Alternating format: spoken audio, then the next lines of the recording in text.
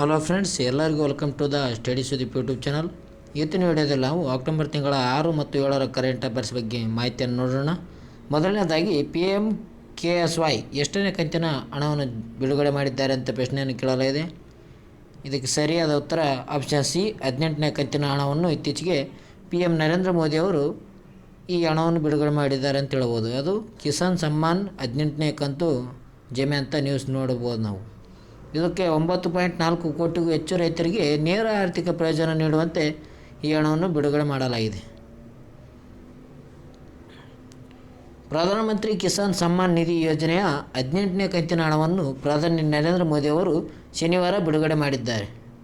ಇದರಿಂದ ರಾಷ್ಟ್ರವ್ಯಾಪಿ 9.4 ಕೋಟಿಗೂ ಹೆಚ್ಚು ರೈತರಿಗೆ ಮಧ್ಯವರ್ತಿಗಳ ಸಹಭಾಗಿತ್ವವಿಲ್ಲದೆ ನೇರ ಆರ್ಥಿಕ ಪ್ರಯೋಜನಗಳನ್ನು ಪಡೆದುಕೊಳ್ಳಬಹುದಾಗಿದೆ. ಕಿಸಾನ್ ಸಮ್ಮಾನ್ ಯೋಜನೆ ಇದು 18ನೇ ಕಂತಿನ ಅಡಿಯಲ್ಲಿ DBT ಮೂಲಕ 20,000 ಕೋಟಿ ರೂಪಾಯಿಗಳಿಗಿಂತ ಹೆಚ್ಚು ಹಣವನ್ನು ರೈತರಿಗೆ ಖಾತೆಗೆ ವರ್ಗಾವಣೆ ಮಾಡಲಾಗಿದೆ ಅಂತ ಹೇಳ್ಬೋದು. PMKSY ಅಂತ ಹೇಳ್ಬೋದು. PMKSY ಇದು ಪ್ರಧಾನಮಂತ್ರಿ ಕಿಸಾನ್ ಸಮ್ಮಾನ್ ಯೋಜನೆಯಾಗಿದೆ. ಅದು PMKSY. ಇದರಿಂದ ಒಟ್ಟು ರೈತರಿಗೆ 9.4 ಕೋಟಿಗಿಂತ ಹೆಚ್ಚು ಹಣವನ್ನು ಬಿಡುಗಡೆ ಮಾಡಲಾಗಿದೆ. ಅದರಿಂದ ಪ್ರತಿ 20,000 ಕೋಟಿ ರೂಪಾಯಿಗಳಿಗೆ ವೆಚ್ಚದಲ್ಲಿ ರೈತರಿಗೆ ಖಾತೆಗೆ ಜಮಾನು ಮಾಡಿದ್ದಾರೆ. ಕಿಸಾನ್ ಯೋಜನೆ ಬಗ್ಗೆ ಮಾಹಿತಿಯನ್ನು ನೋಡೋಣ. ಪ್ರಧಾನಮಂತ್ರಿ ಕಿಸಾನ್ ಸಮ್ಮಾನ್ ನಿಧಿ ಯೋಜನೆ PM ಕಿಸಾನ್ ಅಂತ ಕೇಳ್ಬೋದು. ಇದು ಪ್ರಧಾನಮಂತ್ರಿ ಕಿಸಾನ್ ಸಮ್ಮಾನ್ ನಿಧಿ ಯೋಜನೆ ಭಾರತ ಸರ್ಕಾರದ ಮಹತ್ವಾಕಾಂಕ್ಷೆಯ ಯೋಜನೆಯಾಗಿದೆ. ಇದು ದೇಶದ ಎಲ್ಲ ಪ್ರಮಾಣದ ಭೂ ಸ್ವಾಧೀನ ಹೊಂದಿರುವ ರೈತರಿಗೆ ಆರ್ಥಿಕ ಬೆಂಬಲವನ್ನು ನೀಡುವುದಾಗಿದೆ. ಅಂದರೆ ಯಾರು ಭೂಮಿಯನ್ನು ಹೊಂದಿರ್ತಾರೋ ಅತಿ ಹೆಚ್ಚು ರೈತರು ಅವರಿಗೆ ಈ PM ಕಿಸಾನ್ ಯೋಜನೆ ಅಡಿಯಲ್ಲಿ ಹಣವನ್ನು ನೀಡಲಾಗುತ್ತದೆ. ಈ ಯೋಜನೆ ಯಾವಾಗ ಜಾರಿ ಬಂತಂದರೆ 2019ರಲ್ಲಿ ಈ ಯೋಜನೆ ಜಾರಿಗೆ ಬಂದಿದೆ. 2019 ಫೆಬ್ರವರಿಯಲ್ಲಿ ಈ ಯೋಜನೆ ಪ್ರಾರಂಭಿಸಲಾಗಿದೆ. ಅದೇ ರೀತಿ ಮುಂದೆ ನೋಡೋಣ. ಅದೇ ರೀತಿ ನಮ್ಮ ಮುಂದಿನ ಪ್ರಶ್ನೆ ನೋಡೋದಾದರೆ, ಕನ್ನಡ ಭಾಷೆ ಶಾಸ್ತ್ರೀಯ ಸ್ಥಾನಮಾನ ಪಡೆದ ವರ್ಷ ಯಾವುದಂತ ಕೇಳಲಾಗಿದೆ ಪ್ರಶ್ನೆ. ಇದಕ್ಕೆ ಸರಿಯಾದ ಉತ್ತರ ಆಪ್ಷನ್ಸ್ B, 2008. 2008ರಲ್ಲಿ ಕನ್ನಡ ಮತ್ತು ತಮಿಳು ಭಾಷೆಗೆ ಶಾಸ್ತ್ರೀಯ ಸ್ಥಾನಮಾನವನ್ನು ನೀಡಲಾಗುತ್ತದೆ ಅಂತ ಹೇಳ್ಬೋದು ನಾವು. ಇಲ್ಲಿ ನ್ಯೂಸ್ ನೋಡೋದಾದರೆ ಇತ್ತೀಚೆಗೆ ಏನಾಗಿದೆ ಅಂದರೆ ಮರಾಠಿಗೆ ಶಾಸ್ತ್ರೀಯ ಸ್ಥಾನಮಾನ ಅಂತ ನ್ಯೂಸ್ ನೋಡಬಹುದು ನಾವು.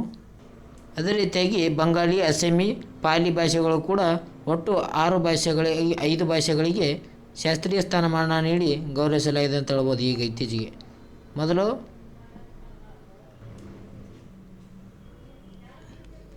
ಇತ್ತೀಚೆಗೆ ಏನಾಗಿದೆ ಅಂದರೆ ಮರಾಠಿ, ಪಾಲಿ, ಪ್ರಾಕೃತಿ, ಅಸ್ಸಾಮಿ ಹಾಗೂ ಬಂಗಾಳಿ ಭಾಷೆಗಳಿಗೆ ಶಾಸ್ತ್ರೀಯ ಸ್ಥಾನಮಾನ ನೀಡಲು ಕೇಂದ್ರ ಸಂಪುಟದಿಂದ ಅನುಮೋದನೆ ದೊರಕಿದೆ. ಯಾವ್ಯಾವ ಭಾಷೆಗೆ? ಮರಾಠಿ ಆಗಿರ್ಬೋದು, ಪಾಲಿ ಆಗಿರ್ಬೋದು, ಪ್ರಾಕೃತಿ, ಅಸ್ಸಾಮಿ ಮತ್ತು ಬಂಗಾಳಿ ಭಾಷೆಗಳಿಗೆ ಒಟ್ಟು 5 ಭಾಷೆಗಳಿಗೆ ಈಗ ಶಾಸ್ತ್ರೀಯ ಸ್ಥಾನಮಾನ ನೀಡಲು ಕೇಂದ್ರ ಸಂಪುಟದಿಂದ ಅನುಮೋದನೆ ಪಡೆದುಕೊಂಡಿದ್ದಾರೆ ಅಂತ ಹೇಳ್ಬೋದು ನಾವು. ಮಹಾರಾಷ್ಟ್ರದ ಸರ್ಕಾರ 2013ರಲ್ಲಿ ಮರಾಠಿ ಶಾಸ್ತ್ರೀಯ ಸ್ಥಾನಮಾನ ನೀಡುವಂತೆ ಪ್ರಸ್ತಾವನೆ ಸಲ್ಲಿಸಿತ್ತು. ಜೊತೆಗೆ ಬಿಹಾರ, ಅಸ್ಸಾಂ, ಪಶ್ಚಿಮ ಬಂಗಾಳ ಸರ್ಕಾರಗಳು ಕೂಡ ಮನವಿ ಮಾಡಿಕೊಂಡಿದ್ದವು. ಯಾವಾಗ 2013ದಾಗ ನಮ್ಮ ಮಹಾರಾಷ್ಟ್ರ ಏನು ಮಾಡಿತ್ತಂದರೆ ನಮ್ಮ ಮರಾಠಿಗೂ ಕೂಡ ಶಾಸ್ತ್ರೀಯ ಸ್ಥಾನಮಾನ ನೀಡಬೇಕಂತ ಬೇಡಿತ್ತು. ಜೊತೆಗೆ ಬಿಹಾರ, ಅಸ್ಸಾಂ, ಪಶ್ಚಿಮ ಬಂಗಾಳ ಕೂಡ ಅದರ ಜೊತೆಗೆ ಅವು ಕೂಡ ಮನವಿಯನ್ನು ಮಾಡಿಕೊಂಡಿದ್ದವು ಅಂತ ಹೇಳ್ಬೋದು ಅವು ರಾಜ್ಯಗಳು. ಈಗ ಏನು ಮಾಡಲಾಗಿದೆ ಅಂದರೆ ಒಟ್ಟು 5 ಭಾಷೆಗಳಿಗೆ ಶಾಸ್ತ್ರೀಯ ಸ್ಥಾನಮಾನ ನೀಡಲು ಸಚಿವ ಸಂಪುಟ ಅನುಮೋದನೆ ನೀಡಿದೆ. ಇದರಿಂದ ಮೊದಲು 6 ಭಾಷೆಗಳು ಪಡೆದಿದ್ದವು.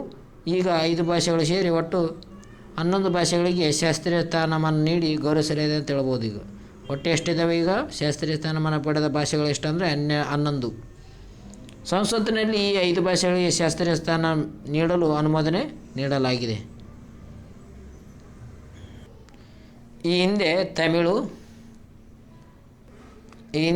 ತಮಿಳು, ಕನ್ನಡ, ತೆಲುಗು, ಮಲಯಾಳಂ, ಒಡಿಯಾ, ಸಂಸ್ಕೃತ ಭಾಷೆಗಳಿಗೆ ಶಾಸ್ತ್ರೀಯ ಭಾಷಾ ಸ್ಥಾನಮಾನ ನೀಡಲಾಗಿತ್ತು. ಎಷ್ಟು? 6 ಭಾಷೆಗಳಿಗೆ ಶಾಸ್ತ್ರೀಯ ಸ್ಥಾನಮಾನ ನೀಡಲಾಗಿತ್ತು ಅಂತ ಹೇಳ್ಬೋದು.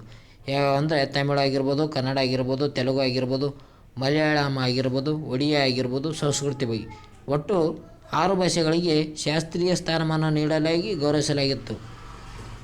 ಅದೇ ರೀತಿಯಾಗಿ ಈ ಶಾಸ್ತ್ರೀಯ ನೋಡೋದಾದರೆ ಇಲ್ಲಿ ಮೈಸೂರಿನಲ್ಲಿ ಭಾಷೆ ಅಭಿವೃದ್ಧಿ ಕೇಂದ್ರ ಸ್ಥಾಪಿಸಲಾಗಿದೆ. ಭಾಷೆ ಅಭಿವೃದ್ಧಿ ಕೇಂದ್ರ ಎಲ್ಲಿದೆ ಅಂತ ಪ್ರಶ್ನೆ ಕೇಳಿದ್ದಾರೆ.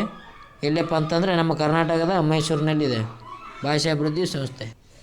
ಅದೇ ರೀತಿಯಾಗಿ ನೋಡೋದಾದರೆ ಮುಂದೆ ಹೊಸದಾಗಿ 5 ಭಾಷೆಗಳಿಗೆ ಶಾಸ್ತ್ರೀಯ ಸ್ಥಾನಮಾನ ನೀಡುವುದರೊಂದಿಗೆ ಶಾಸ್ತ್ರೀಯ ಸ್ಥಾನಮಾನ ಪಡೆದ ಭಾಷೆಗಳ ಸಂಖ್ಯೆ 11ಕ್ಕೆ ಏರಿದೆ. ಈಗಾಗಲೇ ನಾನು ಹೇಳಿದ ಹಾಗೆ ಮೊದಲು 5 ಭಾಷೆಗಳಿಗೆ ನೀಡಲಾಗಿತ್ತು, ಮೊದಲು 6 ಭಾಷೆಗೆ ಶಾಸ್ತ್ರೀಯ ಸ್ಥಾನಮಾನ ನೀಡಲಾಗಿತ್ತು. ಈಗ ಮತ್ತು 5 ಭಾಷೆಗಳಿಗೆ ನೀಡಲಾಗಿದೆ. ಒಟ್ಟು 11 ಭಾಷೆಗಳಿಗೆ ಈಗ ಶಾಸ್ತ್ರೀಯ ಸ್ಥಾನಮಾನ ನೀಡಿ ಗೌರವಿಸಲಾಗಿದೆ ಅಂತ ಹೇಳ್ಬೋದು ನಾವು. ಎಷ್ಟು? 11 ಭಾಷೆಗಳಿಗೆ. ಈ ಭಾಷೆ ಅಭಿವೃದ್ಧಿ ಕೇಂದ್ರ ಎಲ್ಲಿದೆ ಅಂದರೆ ಮೈಸೂರಿನಲ್ಲಿದೆ. ಇಂಪಾರ್ಟೆಂಟ್ ನೋಡಿ ಎಷ್ಟು. ಅದೇ ರೀತಿಯಾಗಿ ಈಗ ಭಾಷೆ ಮತ್ತು ವರ್ಷ ಇವು ಪಡೆದುಕೊಂಡ ಶಾಸ್ತ್ರೀಯ ಸ್ಥಾನಮಾನ ಪಡೆದುಕೊಂಡ ಭಾಷೆಗಳ ಬಗ್ಗೆ ನೋಡೋಣ. ನಮ್ಮ ತಮಿಳುನಾಡು 2004ರಲ್ಲಿ ಪಡೆದಿತ್ತು. ಸಂಸ್ಕೃತ ಕೂಡ 2005, ತೆಲುಗು 2008, ನಮ್ಮ ಕನ್ನಡ 2008.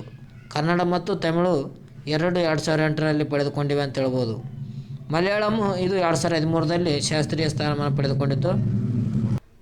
ಒಡಿಯಾ 2014ರಲ್ಲಿ ಶಾಸ್ತ್ರೀಯ ಸ್ಥಾನಮಾನ ಪಡೆದುಕೊಂಡಿತ್ತು. ಅಂದರೆ ಮೊಟ್ಟ ಮೊದಲ ಬಾರಿಗೆ ಯಾವ ಭಾಷೆಗೆ ಶಾಸ್ತ್ರೀಯ ಸ್ಥಾನಮಾನ ನೀಡಲಾಗಿದೆ ಅಂತ ಪ್ರಶ್ನೆಯನ್ನು ಕೇಳಬಹುದು.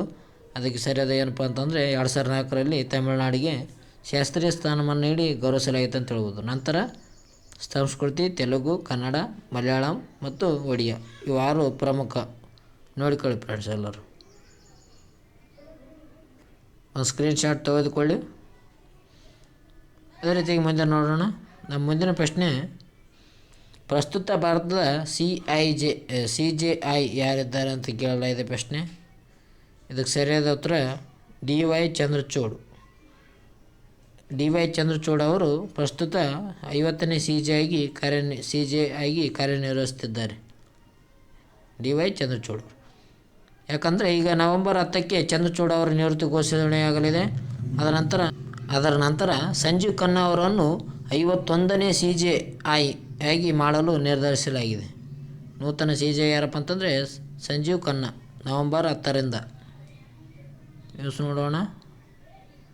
ಸುಪ್ರೀಂ ಕೋರ್ಟ್ನ ಮುಖ್ಯ ನ್ಯಾಯಾಧೀಶರಾಗಿರುವ DY ಚಂದ್ರಚೂಡ್ನ ಅವರ ಅವಧಿಯನ್ನು ನವೆಂಬರ್ 10ರಂದು ಸೇವಾ ನಿವೃತ್ತಿ ಹೊಂದಲಿದ್ದು, ನ್ಯಾಯಮೂರ್ತಿ ಸಂಜೀವ್ ಕುಮಾರ್ ಅವರನ್ನು ಮುಂದಿನ CJI ಆಗಿ ನೇಮಕಗೊಳ್ಳಲು ಸಾಧ್ಯತೆ ಇದೆ ಎಂದು ಹೇಳಲಾಗಿದೆ. ಎಷ್ಟು? ಯಾರಿಗೆ? ಸಂಜೀವ್ ಕುಮಾರ್ ಅವರಿಗೆ ಮುಂದಿನ CJI ಆಗಿ ನೇಮಕ ಮಾಡಲು ಹೇಳಲಾಗಿದೆ ಅಂತ ಹೇಳ್ಬೋದು ನಾವು.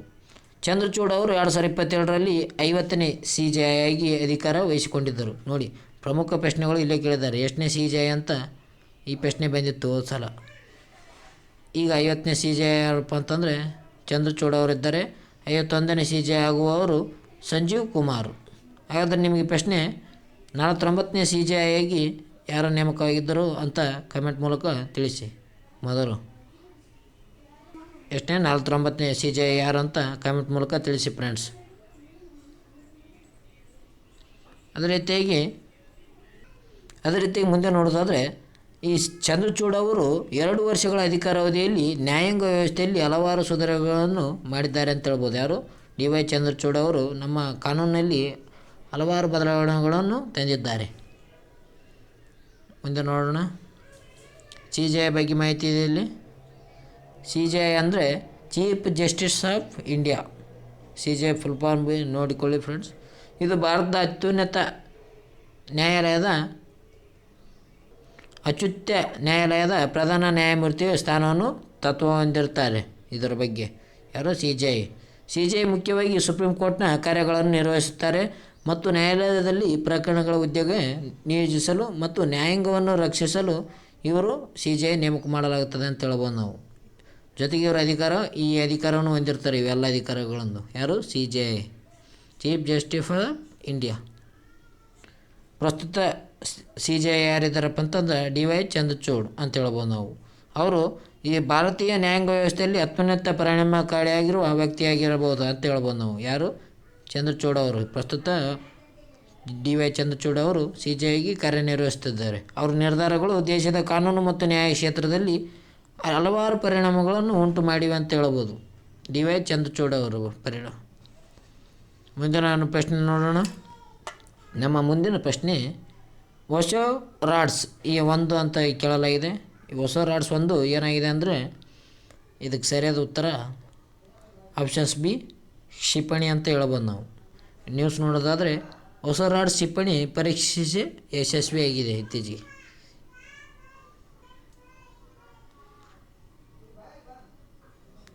ರಾಜಸ್ಥಾನದ ಜೈಸಲ್ಮೇರ್ನಲ್ಲಿರುವ ಪೋಖರಾನ್ ಫೈರಿಂಗ್ ರೇಂಜ್ಗಳಲ್ಲಿ ಭಾರತವು ಸ್ಥಳೀಯವಾಗಿ ಅಭಿವೃದ್ಧಿಪಡಿಸಿದ ಹೊಸ ರಾಡ್ಸ್ ಕ್ಷಿಪಣಿಗಳನ್ನು ಯಶಸ್ವಿಯಾಗಿ ಪರೀಕ್ಷಣೆ ಮಾಡಿದೆ ಅಂತ ಹೇಳ್ಬೋದು. ಎಲ್ಲಿ?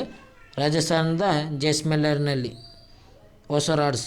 ಈ ಹೊಸ ರಾಡ್ಸ್ ಅಂದರೆ ಅತ್ಯಂತ ಕಡಿಮೆ ವ್ಯಾಪ್ತಿಯ ವಾಯು ರಕ್ಷಣಾ ವ್ಯವಸ್ಥೆಯಾಗಿದೆ. ಇದು 4ನೇ ತಲೆಮಾರಿನ ವ್ಯವಸ್ಥೆಯಾಗಿದೆ ಅಂತ ಹೇಳ್ಬೋದು. ಎಷ್ಟನೇ ತಲೆಮಾರಿನ ಅಂದ್ರೆ 4ನೇ ತಲೆಮಾರಿನ ವ್ಯವಸ್ಥೆಯಾಗಿದೆ ಅದು ಹೊಸ ರಾಡ್ಸ್. ಇದರ 3 ಪರೀಕ್ಷೆಗಳನ್ನು ರಾಜಸ್ಥಾನದ ಪೋಖರಾನ್ ಶ್ರೇಣಿಯಲ್ಲಿ ರಕ್ಷಣಾ ಮತ್ತು ಸಂಶೋಧನಾ ಅಭಿವೃದ್ಧಿ ಸಂಸ್ಥೆ ಅಂದರೆ DRDO ನಡೆಸಿದೆ. ಅದರ ಬಗ್ಗೆ DRDO ಈ ಪೋಖರಾನ್ ಹೊಸ ರಾಡ್ಸ್ ಬಗ್ಗೆ ಕ್ಷಿಪಣಿಯನ್ನು ಹಾರಿಸುವ ಮೂಲಕ ಯಶಸ್ವಿಯಾಗಿದೆ ಅಂತ ಹೇಳ್ಬೋದು. ಅದೇ ರೀತಿಯಾಗಿ ಮುಂದೆ ನೋಡೋದಾದರೆ ಈ ಹೊಸ ರಾಡ್ಸ್ ಬಗ್ಗೆ ನೋಡೋಣ. ಹೊಸ ರಾಡ್ಸ್ ಇದು ಕ್ಷಿಪಣಿಯಾಗಿದೆ. ಭಾರತದಲ್ಲಿ ಅಭಿವೃದ್ಧಿಪಡಿಸಲಾಗುತ್ತಿರುವ ಒಂದು ಸ್ಮಾರ್ಟ್ ಹಾಗೂ ಜಾಗೃತಿ ಸೈನಿಕ ಕ್ಷಿಪಣಿಯಾಗಿದೆ ಅಂತ ಹೇಳ್ಬೋದು. ಇದು ಅಂದರೆ ಸೈನಿಕರಲ್ಲಿ ಅತ್ಯುನ್ನತವಾಗಿ ಉಪಯೋಗಿಸಬಲ್ಲಂಥ ಕ್ಷಿಪಣಿಯಾಗಿದೆ ಇದು. ಇದರ ವಿನ್ಯಾಸವು ಆಧುನಿಕ ತಂತ್ರಜ್ಞಾನ ಮತ್ತು ಸೂಕ್ತ ಗುರಿಗಳನ್ನು ತಲುಪಿಸಲು ಆಧಾರಿತವಾಗಿದೆ. ಅಂದರೆ ಮುಂದಿನ ತಂತ್ರಜ್ಞಾನ ಬಳಸಿಕೊಂಡು ದೇಶದಿಂದ ಈ ಕ್ಷಿಪಣಿಯಿಂದ ಬೇರೆ ದೇಶಗಳ ಅಂದರೆ ಶತ್ರು ದೇಶಗಳಿಗೆ ಆರಾಮಾಗಿ ಯುದ್ಧವನ್ನು ಸಾರಬಹುದು, ಅವರ ನಿರ್ಮಾಣ ಮಾಡಬಹುದಾಗಿದೆ. ಈ ಕ್ಷಿಪಣಿಯು ಬಹುಸಂಖ್ಯಾತ ಗುರಿಗಳನ್ನು ತಲುಪಿಸಲು ಸಾಧ್ಯವಾಗುತ್ತಿದೆ ಮತ್ತು ನಿರ್ವಹಣಾ ವ್ಯವಸ್ಥೆ ಸೇರಿದಂತೆ ವಿವಿಧ ವೈಶಿಷ್ಟ್ಯತೆಗಳನ್ನು ಇದು ಒಳಗೊಂಡಿದೆ ಅಂತ ಹೇಳ್ಬೋದು. ಅಂದರೆ ಹೊಸ ಹೊಸ ತಂತ್ರಜ್ಞಾನ ಬಳಸಿಕೊಂಡು ದೇಶದಿಂದ ನಮ್ಮ ಶತ್ರು ರಾಷ್ಟ್ರಗಳಿಗೆ ಈ ಕ್ಷಿಪಣಿಯನ್ನು ಹಾರಿಸಬಹುದು. ಅದರಿಂದ ಶತ್ರು ರಾಷ್ಟ್ರಗಳನ್ನು ಸಂಹಾರ ಮಾಡಬಹುದೆಂದು ಹೇಳ್ಬೋದು ನಾವು. ಹೊಸ ರಾಡ್ಸ್ ಬಗ್ಗೆ ಕೇಳ್ತಾರೆ. ಹೊಸ ರಾಡ್ಸ್ ಅಂದರೆ ಒಂದು ಕ್ಷಿಪಣಿಯಾಗಿದೆ. ಇತ್ತೀಚೆಗೆ ಜೈಸಲ್ಮೇರ್ನಲ್ಲಿ ಇದರ ಪರೀಕ್ಷೆಯನ್ನು ಯಶಸ್ವಿಯಾಗಿ ನಡೆಸಲಾಯಿತು. ಇದೊಂದು ಅತ್ಯಂತ ಕಡಿಮೆ ಆವೃತ್ತಿಯಲ್ಲಿ ಆರಿಸಬಹುದಾಗಿದೆ. ಮುಂದಿನ ಪ್ರಶ್ನೆ ನೋಡೋಣ. ನಮ್ಮ ಮುಂದಿನ ಪ್ರಶ್ನೆ, ಇತ್ತೀಚೆಗೆ ನರೇಂದ್ರ ಮೋದಿ ಅವರು ಸ್ವಚ್ಛ ಭಾರತ್ ಮಿಷನ್ ಭಾಗವಾಗಿ ಯಾವ ಯೋಜನೆಯನ್ನು ಪ್ರಾರಂಭಿಸಿದ್ದಾರೆ? ಇದಕ್ಕೆ ಸರಿಯಾದ ಉತ್ತರ ಆಪ್ಷನ್ ಸಿ ಮಿಷನ್ ಅಮೃತ್. ಇತ್ತೀಚೆಗೆ ಏನು ಮಾಡಿದ್ದಾರೆ ಅಂದರೆ ನಮ್ಮ PM ನರೇಂದ್ರ ಮೋದಿ ಅವರು ಭಾರತ ಸ್ವಚ್ಛ ಭಾರತ್ ಮಿಷನ್ ಭಾಗವಾಗಿ ಅಮೃತ್ ಮಿಷನನ್ನು ಪ್ರಾರಂಭಿಸಿದ್ದಾರೆ. ದೇಶದಾದ್ಯಂತ ನಗರ ಪ್ರದೇಶಗಳಲ್ಲಿ ಸ್ವಚ್ಛತೆ ಮತ್ತು ನೈರ್ಮಲ್ಯಕ್ಕೆ ಒತ್ತು ನೀಡುವ ಉದ್ದೇಶದಿಂದ ಮಿಷನ್ ಅಮೃತ್ ಯೋಜನೆಯನ್ನು ಪ್ರಧಾನಿ ನರೇಂದ್ರ ಮೋದಿ ಅವರು ಘೋಷಿಸಿದ್ದಾರೆ ಅಂತ ಹೇಳ್ಬೋದು. ಪ್ರಧಾನಿ ನರೇಂದ್ರ ಮೋದಿ ಅವರು ಇತ್ತೀಚೆಗೆ ಏನು ಮಾಡಿದ್ದಾರೆ ಅಂದರೆ ಸ್ವಚ್ಛ ಮತ್ತು ನೈರ್ಮಲ್ಯಕ್ಕೆ ಒತ್ತು ನೀಡುವ ಸಲುವಾಗಿ ಮಿಷನ್ ಅಮೃತವನ್ನು ಆರಂಭ ಮಾಡಿದ್ದಾರೆ. ಸ್ವಚ್ಛ ಭಾರತ್ ಯೋಜನೆ 10ನೇ ವಾರ್ಷಿಕೋತ್ಸವದ ಅಂಗವಾಗಿ ದೆಹಲಿಯಲ್ಲಿ ನಡೆದ ಕಾರ್ಯಕ್ರಮದಲ್ಲಿ ಮೋದಿ ಈ ಯೋಜನೆ ಪ್ರಕಟಿಸಿದ್ದಾರೆ. ಇದು ಸ್ವಚ್ಛ ಭಾರತ್ ಯೋಜನೆಯ ಮುಂದುವರಿದ ಭಾಗವಾಗಲಿದೆ ಎಂದು ಹೇಳಿದ್ದಾರೆ ಅಂತ ಹೇಳ್ಬೋದು. ಇದು ಎಷ್ಟನೇ ವಾರ್ಷಿಕೋತ್ಸವದಲ್ಲಿ? ಸ್ವಚ್ಛ ಭಾರತ ಯೋಜನೆಯ 10ನೇ ವಾರ್ಷಿಕೋತ್ಸವದಲ್ಲಿ ಇದನ್ನು ಪ್ರಾರಂಭ ಮಾಡಲಾಗಿದೆ. ಅದು ಮಿಷನ್ ಅಮೃತ್. ಇದು ಸ್ವಚ್ಛ ಭಾರತ ಯೋಜನೆಯ ಮುಂದುವರಿದ ಭಾಗವಾಗಿದೆ. ಅದೇ ರೀತಿಯಾಗಿ ಕುಡಿಯುವ ನೀರು ಮತ್ತು ತ್ಯಾಜ್ಯ ನೀರಿನ ಸಂಸ್ಕರಣೆ ಅತ್ಯಾಧುನಿಕ ಯಂತ್ರೋಪಕರಣ ಬಳಕೆ ಮೂಲಕ ಜೀವನವನ್ನು ಮತ್ತಷ್ಟು ಸ್ವಚ್ಛ ಮತ್ತು ಸುಸ್ಥಿರವಾಗಿಸುವುದು ಇದರ ಉದ್ದೇಶವಾಗಿದೆ. ಅಂದರೆ ಕುಡಿಯಲು ನೀರು ಉಪಯೋಗಿಸಬಹುದು. ಅದರ ರೀತಿಯಾಗಿ ತ್ಯಾಜ್ಯ ನೀರಿನ ಸಂಸ್ಕರಣೆ ಮಾಡುವುದಾಗಿರಬಹುದು. ಇವುಗಳನ್ನು ಒಳಗೊಂಡಂತೆ ಸ್ವಚ್ಛತೆಯನ್ನು ಕಾಪಾಡುವುದು ಮತ್ತು ಸುಸ್ಥಿರತೆಯನ್ನು ಅಭಿವೃದ್ಧಿಪಡಿಸುವುದು ಇದರ ಉದ್ದೇಶವಾಗಿದೆ ಅಂತ ಹೇಳ್ಬೋದು. ಅಂದರೆ ಸ್ವಚ್ಛತೆಯ ನೀರು ಮತ್ತು ತ್ಯಾಜ್ಯ ವಸ್ತುಗಳನ್ನು ಸ್ವಚ್ಛ ಮಾಡುವುದಾಗಿದೆ. ಮುಂದಿನ ಪ್ರಶ್ನೆ ನೋಡೋಣ. ಮುಂದಿನ ಪ್ರಶ್ನೆ, ಗಾಂಧೀಜಿ ಅವರನ್ನು ಮಹಾತ್ಮ ಎಂದು ಕರೆದವರು ಯಾರು ಅಂತ ಪ್ರಶ್ನೆ ಕೇಳಲಾಗಿದೆ. ಇದಕ್ಕೆ ಸರಿಯಾದ ಉತ್ತರ ಆಪ್ಷನ್ಸ್ ಬಿ ರವೀಂದ್ರನಾಥ್ ಟ್ಯಾಗೋರ್ ಅವರು ಕರೆಯುತ್ತಾರೆ. ಏನಂತ? ಮಹಾತ್ಮ ಎಂದು ಕರೆಯುತ್ತಾರೆ. ಯಾರಿಗೆ? ಗಾಂಧೀಜಿಯವರಿಗೆ ಮಹಾತ್ಮ ಎಂದು ರವೀಂದ್ರನಾಥ್ ಟ್ಯಾಗೋರ್ ಅವರು ಕರೆಯುತ್ತಾರೆ. ನ್ಯೂಸ್ ನೋಡೋಣ. ಅಂದರೆ ಮಹಾತ್ಮ ಗಾಂಧೀಜಿ ಅಕ್ಟೋಬರ್ 2ರಂದು ಮಹಾತ್ಮ ಗಾಂಧಿ ಮತ್ತು ಲಾಲ್ ಬಹದ್ದೂರ್ ಶಾಸ್ತ್ರಿ ಅವರ ಜನ್ಮದಿನವಾಗಿದೆ. ಯಾವಾಗ? ಅಕ್ಟೋಬರ್ 2. ಮಹಾತ್ಮ ಗಾಂಧೀಜಿ ಮತ್ತು ಲಾಲ್ ಬಹದ್ದೂರ್ ಶಾಸ್ತ್ರಿ ಅವರ ಜನ್ಮದಿನವಾಗಿದೆ ಅಂತ ಹೇಳ್ಬೋದು.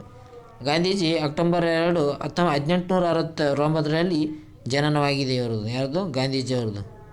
ಸ್ಥಳ ಯಾವುದಪ್ಪ ಅಂತಂದರೆ ಗುಜರಾತ್ನ ಪೋರ್ಬಂದರ್. ಆಫ್ರಿಕಾದಲ್ಲಿ ಲಿಟಲ್ ಇಂಡಿಯನ್ ಕಾಂಗ್ರೆಸ್ ಎಂಬ ಸಂಸ್ಥೆ ಹಾಗೂ ಫಿನಿಕ್ಸ್ ಫಾಸ್ಟ್ ಟೈಲ್ಸ್ ತಾಯಿ ಎಂಬ 2 ಆಶ್ರಮವನ್ನು ತೆರೆಯುತ್ತಾರೆ. ಯಾರು? ಗಾಂಧೀಜಿಯವರು ಆಫ್ರಿಕಾದಲ್ಲಿ ಇವಾಗ ಈ ಫಿನಿಕ್ಸ್ ಫಾಸ್ಟ್ ಎಂಬ ಆಶ್ರಮಗಳನ್ನು ತೆರೆದಿದ್ದಾರೆ ಅಂತ ಹೇಳ್ಬೋದು ಗಾಂಧೀಜಿಯವರ ಜನನ ಇಂಪಾರ್ಟೆಂಟ್ ನೋಡಿಕೊಳ್ಳೋದು ಯಾವಾಗಂದರೆ ಅಕ್ಟೋಬರ್ 2, 1869ರಲ್ಲಿ ಗುಜರಾತ್ನ ಪೋರಬಂದರ್ನಲ್ಲಿ ಇವರ ಜನನವಾಗುತ್ತದೆ. ಇವರು 1915ರಲ್ಲಿ ಜನವರಿ 9ಕ್ಕೆ ಭಾರತಕ್ಕೆ ಬರುತ್ತಾರೆ. ಅಲ್ಲಿಂದ ಭಾರತೀಯ ರಾಜಕೀಯ ಗಾಂಧೀಜಿಯವರ ರಾಜಕೀಯ ಗುರು ಯಾರಪ್ಪ ಅಂತಂದರೆ ಗೋಪಾಲಕೃಷ್ಣ ಗೋಖಲೆ. ಗಾಂಧೀಜಿಯವರು 1915ರಲ್ಲಿ ಜನವರಿ 9ನೇ ತಾರೀಕಂತ ಭಾರತಕ್ಕೆ ಬರುತ್ತಾರೆ. ಅವರು ಹಲವಾರು ನಮ್ಮ ಭಾರತ ದೇಶಕ್ಕೆ ಸ್ವಾತಂತ್ರ್ಯ ದೊರಕಿಸಿಕೊಡ್ತಾರೆ ಅಂತ ಹೇಳ್ಬೋದು ನಾವು. ಗಾಂಧೀಜಿಗೆ ಪ್ರಮುಖ ಸಂಬಂಧಿಸಿದ ಅಂದರೆ ರಾಜಕೀಯ ಗುರು ಯಾರಪ್ಪ ಅಂತಂದರೆ ಗೋಪಾಲಕೃಷ್ಣ ಗೋಖಲೆ.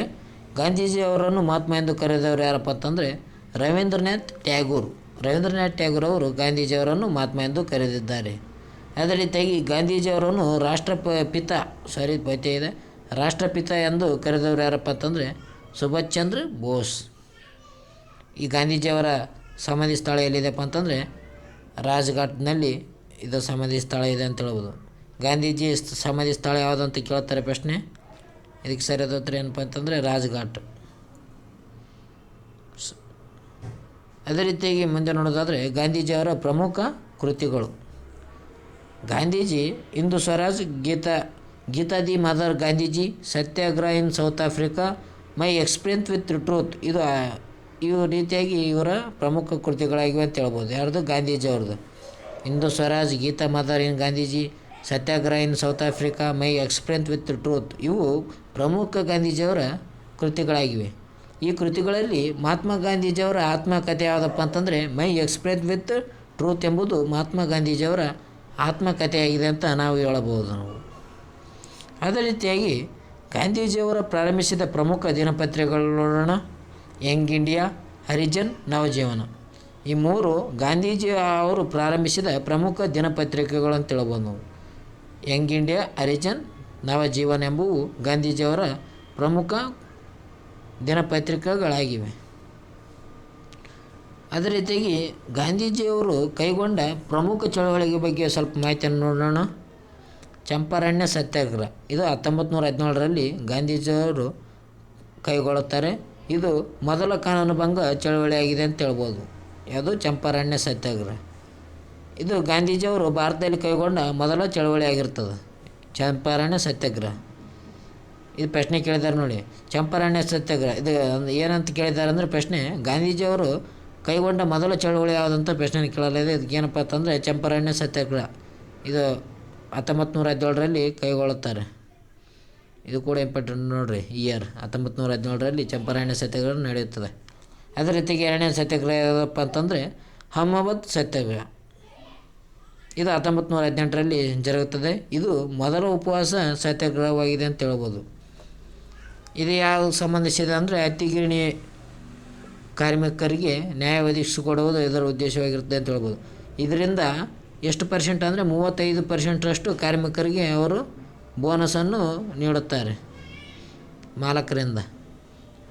ಉಪವಾಸ ಮಾಡುವ ಮೂಲಕ ಈ ಸತ್ಯಾಗ್ರಹಕ್ಕೂ ಜಯ ಆಗ್ತದೆ ಅಂತ ಹೇಳ್ಬೋದು. ಸತ್ಯಾಗ್ರಹ ಖೇಡಾ ಸತ್ಯಾಗ್ರಹ ಇದು 1918ರಲ್ಲಿ ಕೂಡ ನಡೆದಿದ್ದು. ಇದು ಮೊದಲ ಅಸಹಕಾರ ಚಳವಳಿ ಆಗಿದೆ ಅಂತ ಹೇಳಬಹುದು ನಾವು. ಯಾವುದು? ಖೇಡಾ ಸತ್ಯಾಗ್ರಹ. ಇದು ಖೇಡಾ ಸತ್ಯಾಗ್ರಹ ಎಲ್ಲಪ್ಪ ಅಂತಂದರೆ ಗುಜರಾತ್ನಲ್ಲಿ ನಡೆದಿದೆ. ಇದರಲ್ಲಿ ಖೇಡಾ ಸತ್ಯಾಗ್ರಹದಲ್ಲಿ ಸರ್ದಾರ್ ವಲ್ಲಭಭಾಯ್ ಪಟೇಲ್ರವರು ಭಾಗವಹಿಸಿದರು ಅಂತ ಹೇಳ್ಬೋದು ನಾವು. ಅವ್ರ ಜೊತೆ ಗಾಂಧೀಜಿಯವರ ಜೊತೆ ಗಾಂಧೀಜಿಯವರು ಸರ್ದಾರ್ ವಲ್ಲಭಭಾಯ್ ಪಟೇಲ್ರವರಿಗೆ ಸರ್ದಾರ್ ಎಂಬ ಬಿರುದನ್ನು ಈ ಖೇಡಾ ಸತ್ಯಾಗ್ರಹದಲ್ಲಿ ನೀಡುತ್ತಾರೆ. ಇಲ್ಲಿ ಗುಜರಾತ್ನಲ್ಲಿ ಖೇಡಾ ಸತ್ಯಾಗ್ರಹರಿಗೆ ಅಂದರೆ ಹೆಚ್ಚು ತೆರಿಗೆಯನ್ನು ವಿಧಿಸಲಾಗಿತ್ತು ಬ್ರಿಟಿಷರು. ಅದಕ್ಕೆ ಈ ಹೋರಾಟ ನಡೆದಿತ್ತು ಅಂತ ಹೇಳ್ಬೋದು ಇದು ಕೂಡ. ಅದೇ ರೀತಿಯಾಗಿ ಗಾಂಧೀಜಿಯವರು 2ನೇ ದುಂಡು ಮೇಜಿನ ಸಮ್ಮೇಳನದಲ್ಲಿ ಕಾಂಗ್ರೆಸ್ನ ಏಕೈಕ ಪ್ರತಿನಿಧಿಯಾಗಿ ಭಾಗವಹಿಸ್ತಾರೆ. 2ನೇ ದುಂಡು ಮೇಜಿನ ಸಮ್ಮೇಳನ.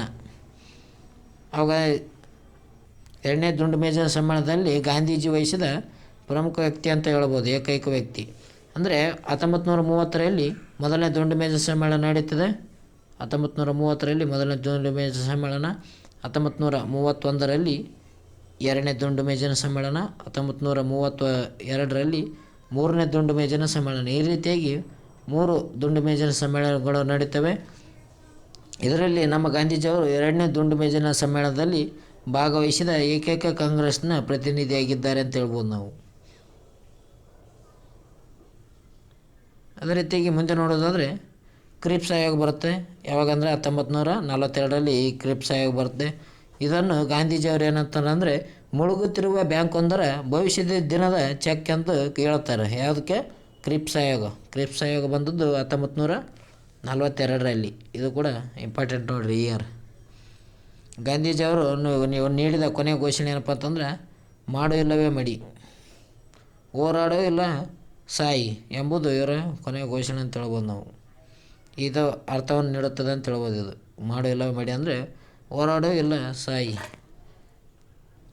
ಈ ಅರ್ಥವನ್ನು ನೀಡುವಂಥದ್ದಾಗಿದೆ ಅಂತ ಹೇಳ್ಬೋದು ನಾವು. ಅದೇ ರೀತಿ ಮುಂದಿನ ಪ್ರಶ್ನೆ ನೋಡೋಣ. ನಮ್ಮ ಮುಂದಿನ ಪ್ರಶ್ನೆ ಬಂದ್ಬಿಟ್ಟು ಭಾರತದ ಮೊದಲ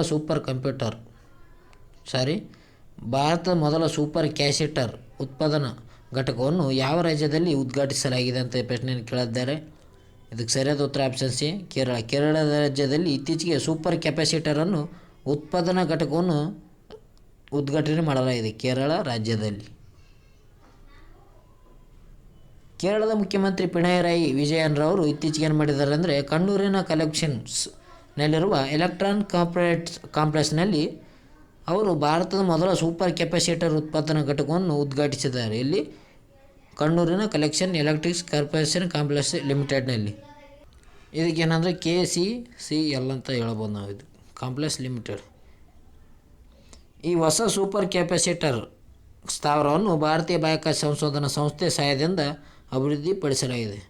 ಯಾವುದು? ಭಾರತೀಯ ಬಾಹ್ಯಾಕಾಶ ಸಂಶೋಧನಾ ಸಂಸ್ಥೆ ಯಾವುದಪ್ಪ ಅಂತಂದರೆ ಇಸ್ರೋ ಆಗಿದೆ. ಈ ಇಸ್ರೋ ಸಹಾಯದಿಂದ ಇದನ್ನು ಅಭಿವೃದ್ಧಿಪಡಿಸಲಾಗಿದೆ ಅಂತ ಹೇಳ್ಬೋದು. ಹಾಗಾದರೆ ಈ ಇಸ್ರೋ ಸ್ಥಾಪನೆ ಇದೆ ಯಾವುದಪ್ಪ ಅಂತಂದರೆ 1969 ಆಗಸ್ಟ್ 15ರಂದು ಇಸ್ರೋ ಸ್ಥಾಪನೆ ಆಗುತ್ತದೆ. ಇಸ್ರೋದ ಪ್ರಸ್ತುತ ಯಾರಿದ್ದಾರಪ್ಪ ಅಂತಂದರೆ ಅಧ್ಯಕ್ಷರು CEO ಯಾರಪ್ಪ ಅಂತಂದರೆ ಸೋಮನಾಥ್ ಅಂತ ಹೇಳ್ಬೋದು. ವಿ ಸೋಮನಾಥ್ ಅವರು ಇಸ್ರೋದ ಪ್ರಸ್ತುತ ಅಧ್ಯಕ್ಷರಿದ್ದಾರೆ. ಅದೇ ರೀತಿಯಾಗಿ ಸೂಪರ್ ಕ್ಯಾಪಾಸಿಟರ್ಗಳು ವಿಶೇಷತೆ ಸಾಧನಗಳಾಗಿವೆ. ಇವು ಶಕ್ತಿಯನ್ನು ತ್ವರಿತವಾಗಿ ಸಂಗ್ರಹಿಸುತ್ತವೆ ಮತ್ತು ಬಿಡುಗಡೆಯನ್ನು ಮಾಡುತ್ತವೆ. ಅಂದರೆ ಸೂಪರ್ ಕಂಪ್ಯೂಟರ್ಗಳು ಶಕ್ತಿಯನ್ನು ಅವು ತ್ವರಿತವಾಗಿ ಬೇಗನೆ ಅವು ಸಂಗ್ರಹಣೆ ಮಾಡಿ ಬಿಡುಗಡೆ ಮಾಡ್ತವೆ ಅಂತ ಹೇಳ್ಬೋದು. ಶಕ್ತಿಗಳನ್ನು ಸೂಪರ್ ಕ್ಯಾಪಾಸಿಟರ್ಗಳು ಇವುಗಳನ್ನು ಇತ್ತೀಚೆಗೆ ಯಾವುದು? ಕೇರಳ ರಾಜ್ಯದಲ್ಲಿ ತೆರೆಯಲಾಗಿದೆ. ಕೇರಳದಲ್ಲಿ. ಕೊನೆಯದಾಗಿ ನೋಡೋಣ. ಇವತ್ತಿನ ನಮ್ಮ ಒನ್ಲೈನರ್ಸ್ ಇದ್ದಾವೆ. ಕೊನೆಯದಾಗಿ ನೋಡೋದಾದರೆ ಭಾರತದಲ್ಲಿ ಕ್ರೂಸ್ ಪ್ರವಾಸೋದ್ಯಮವನ್ನು ತ್ಯಜಿಸಲು ಪ್ರಾರಂಭಿಸಲಾದ ಮಿಷನ್ ಹೆಸರೇನು ಅಂತ ಕೇಳಲಾಗಿದೆ ಪ್ರಶ್ನೆ. ಇದಕ್ಕೆ ಸರಿಯಾದ ಉತ್ತರ ಕ್ರೂಸ್ ಭಾರತಿ ಮಿಷನ್ ಎಂಬುದು ಈ ಕ್ರೂಸ್ ಪ್ರವಾಸೋದ್ಯಮ ತ್ಯಜಿಸಲು ಪ್ರಾರಂಭಿಸಲಾದ ಮಿಷನ್ ಆಗಿದೆ ಅಂತ ಹೇಳ್ಬೋದು. ಅದೇ ರೀತಿ ಮುಂದೆ ನೋಡೋದಾದರೆ ಆಯುಷ್ ವೇದಿಕೆ ಮೌಲ್ಯ ಪ್ರಯಾಣ ಶೃಂಗಸಭೆ 2024 ಎಲ್ಲಿ ಉದ್ಘಾಟಿಸಲಾಯಿತು ಅಂತ ಪ್ರಶ್ನೆ ಕೇಳಿದ್ದಾರೆ. ಇದಕ್ಕೆ ಸರಿಯಾದ ಉತ್ತರ ಮುಂಬೈನಲ್ಲಿ ಏನು ಮಾಡಲಾಗಿದೆ ಅಂದರೆ ಆಯುಷ್ ವೇದಿಕೆ ಮೌಲ್ಯ ಪ್ರಯಾಣದ ಶೃಂಗಸಭೆ 2024 ಉದ್ಘಾಟನೆಯನ್ನು ಮಾಡಿದ್ದಾರೆ ಮುಂಬೈ ನಗರದಲ್ಲಿ. ಮುಂಬೈನ ರಾಜಧಾನಿ ಪುಣೆ ಆಗಿದೆ. ಇತ್ತೀಚೆಗೆ ಸುದ್ದಿಯಲ್ಲಿ ಕಂಡುಬಂದ ಮೌಂಟ್ ಎವರೆಸ್ಟ್ ಯಾವ ಖಂಡದಲ್ಲಿದೆ ಅಂತ ಪ್ರಶ್ನೆ ಕೇಳಿದ್ದಾರೆ. ಇದಕ್ಕೆ ಸರಿಯಾದ ಉತ್ತರ ಆರ್ಕಟಿಕ್ ಅಂತ ಹೇಳ್ಬೋದು ನಾವು. ಅಂಟಾರ್ಟಿಕ್ನಲ್ಲಿ ಈ ಮೌಂಟ್ ಎವರೆಸ್ಟ್ ಕಂಡು ಬರ್ತದೆ. ಸುದ್ದಿಯಲ್ಲಿದ್ದ ಮೌಂಟ್ ಎವರೆಸ್ಟ್ ಕಂಡು ಬರ್ತದೆ ಅಂತ ಹೇಳ್ಬೋದು. ಇತ್ತೀಚೆಗೆ ಸುದ್ದಿಯಲ್ಲಿತ್ತು ಮೌಂಟ್ ಎವರೆಸ್ಟ್. ಓಕೆ ಫ್ರೆಂಡ್ಸ್, ಇವತ್ತಿನ ವೀಡಿಯೋದಲ್ಲಿ ಇಷ್ಟೇ. ನಿಮ್ಗೇನಾದರೂ ಈ ವಿಡಿಯೋ ಇಷ್ಟ ಆಗಿತ್ತಂದರೆ ಬೇಗನೆ ಲೈಕ್ ಕೊಡಿರಿ, ಒಂದು ಶೇರ್ ಮಾಡಿರಿ. ಅದೇ ರೀತಿಯಾಗಿ ಸಬ್ಸ್ಕ್ರೈಬ್ ಆಗಿ ಅದೇ ರೀತಿಯಾಗಿ ಬೆಲ್ ಐಕಾನ್ ಪ್ರೆಸ್ ಮಾಡೋ ಮೂಲಕ ನಾವು ಅಪ್ಲೋಡ್ ಮಾಡುವ ವೀಡಿಯೋನು ಬೇಗ ನೋಟಿಫಿಕೇಷನ್ ಮುಖಾಂತರ ನೋಡಿಕೊಳ್ಳಿ ಫ್ರೆಂಡ್ಸ್. ಇದು ಡೈಲಿ ನಿಮ್ಮ ಪೇಪರ್ ಅಪ್ಡೇಟ್ ಇರ್ತದೆ ಅಂತ ಹೇಳ್ಬೋದು ನಾವು. ಸರಿಯಾಗಿ ನೋಡಿಕೊಳ್ಳಿ ಫ್ರೆಂಡ್ಸ್, ಪೂರ ಆಗುತ್ತಾನ. ಓಕೆ ಫ್ರೆಂಡ್ಸ್, ಇವತ್ತಿನ ವೀಡಿಯೋದಲ್ಲಿ ಇಷ್ಟೇ. ನಿಮಗೇನಾದರೂ ಈ ವಿಡಿಯೋ ಇಷ್ಟ ಆದರೆ ಬೇಗನೆ ಒಂದು ಕಾಮೆಂಟ್ ಒಯ್ಯಿರಿ. ಕಾಮೆಂಟ್ ಚಲೋ. ಓಕೆ ಫ್ರೆಂಡ್ಸ್, ಬಾಯ್. ಎಲ್ಲರಿಗೂ ಬಾಯ್ ಫ್ರೆಂಡ್ಸ್.